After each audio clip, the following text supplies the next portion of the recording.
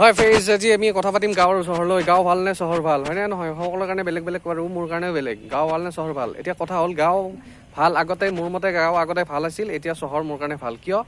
গাঁও বুলি ক'লে আমি সাধাৰণতে কি বুজোঁ যে গাঁৱত কি ধুনীয়া প্ৰাকৃতিক পৰিৱেশ, নদ নদী গছ গছনি কিবা কিবি ধুনীয়া, ধূলি বালি নাই আৰু কিবা কিবি নানা মানুহে মানুহক সহায় কৰে, উৎসৱ পাৰ্বণ কিবা কিবি নানান ধৰণৰ কথা, আৰু চব ফল মূল কিবা কিবি ঘৰতে পায়, বিভিন্ন সুবিধা, খৰচ পাতি কম, সহায় সহযোগিতা নানানটা আৰু সেইকাৰণে গাঁও ভাল আছিল।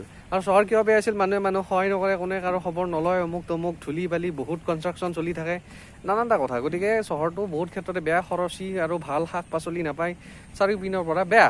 কিন্তু এতিয়াৰ যুগত কি হৈছে, গাঁৱৰ মানে দেখা পাইছে চাৰিওফালে ট্ৰেক্টৰ, কোনো গছ গছনি নাই, চাৰিওফালে ধূলা, ট্ৰেক্টৰে মাটি কাটি আছে, জি টিকে চলাই আছে, অমুক তমুক, গছ চছ ক'তো নাই, শাক পাচলি চব সাৰ মাৰা, গাঁৱতো সাৰ মাৰা, চহৰতো সাৰ মাৰা, কোনো ধৰণৰ একো সেইবিলাক নাই।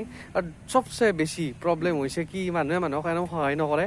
কিন্তু চবচে ডাঙৰ প্ৰব্লেমটো হ'ল যে গাঁৱত মানুহে ইঘৰে সিঘৰৰ কথা সঁচাৰি থাকিব, ইঘৰে সিঘৰৰ কথা ভাবি থাকিব, ইঘৰে সিঘৰক প্ৰব্লেম কৰি থাকিব, ই তাৰ মাটি ঠেলাই থাকিব, ই বেৰা ঠেলাই থাকিব। এই চিষ্টেম আমাৰ গাঁৱত বেছি, চহৰত নাই।